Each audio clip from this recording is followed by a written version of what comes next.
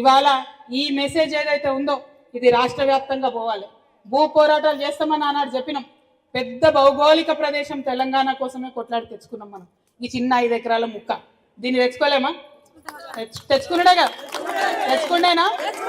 కదిలేదు లేదు. ఇక్కడ నుంచి ఖచ్చితంగా ప్రభుత్వం దిగి వచ్చి హామీ ఇచ్చేంత వరకు ఇక్కడే ఉంటాం, ఇక్కడే వంట వార్పు చేసుకుంటాం, శాంతియుతంగా ఉంటాం, పాటలు పాడుకుంటాం, మన బాధలు మనం చెప్పుకుంటాం, వంటలు చేసుకుంటాం, బతుకమ్మలు ఆడుకుంటాం, అంతే.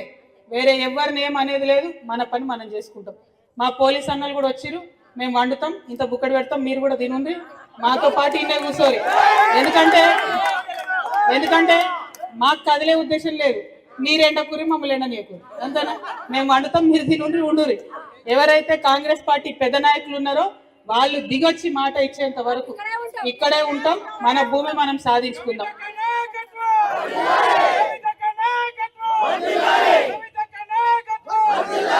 ఇవాళ కరీంనగర్ లో మనం మొదలుపెట్టిన ఈ పోరాటాన్ని చూసి రాష్ట్ర వ్యాప్తంగా అన్ని జిల్లాల్లో ఉద్యమకారులు మళ్ళా ఉవ్వెత్తున ఎగిసిపడతారు. రాష్ట్ర వ్యాప్తంగా అన్ని ఉద్యమకారులు అన్ని చోట్ల ఉన్నటువంటి ప్రభుత్వ భూములను ఆక్రమించుకుంటారు. ఆక్రమించుకోవాలని చెప్పి నేను ఇవాళ పిలుపిస్తా ఉన్నా. ఎందుకంటే ఇది మన భూమి, మన చెమటతోని మన రక్తంతో వచ్చిన భూమి. మనం ప్రభుత్వం భూమి దిగి వచ్చి ఇస్తే ఓకే, లేదంటే మనమే పోయి ఆక్రమించుకుందాం. దీనిలో వెనక్కి తగ్గేది లేదు, మారు మాట లేదు. ఈ విషయం మీదనే మంచిగా ప్రశాంతం కూర్చోండి, కూల్గా కూర్చోండి. మన వంట అయ్యేదాకా ఓపిక ఉండు. ఆకలైతుందా? ఏం లేదు, జర వంట అయ్యేదాకా ఓపిక ఉండుని. నేను ఇప్పుడు అక్కడికి పోయి కొంచెం వంటలో కూడా వాళ్ళకి సహాయం చేస్తా. అంత లోపల ఇక్కడ పాటలు పాడేటోళ్ళు పాటలు పాడండి దయచేసి.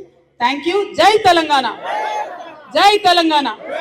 జోహార్ తెలంగాణ అమరవీరులకు, జోహార్ తెలంగాణ అమరవీరులకు. ఉద్యమకారుల ఐక్యత, ఉద్యమకారుల ఐక్యత. మా భూమి, మా భూమి, మా భూమి ఎవడిచ్చేదేందిరా, ఎవడిచ్చేదేందిరా, ఎవడిచ్చేదేందిరా. జై తెలంగాణ.